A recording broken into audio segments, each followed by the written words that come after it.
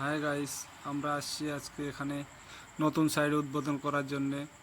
এই যে দেখো, আমাদের ইঞ্জিনিয়ার আসছে, এই যে আমাদের কন্ট্রাক্টর, এই যে বাড়িওয়ালা। এই যে এখানে আপনার উদ্বোধন হচ্ছে আজকে। সাইডটা মাপজোক হয়ে গেছে, আজকে উদ্বোধন করব। করার পরে রবিবার কালকে বন্ধ থাকবে।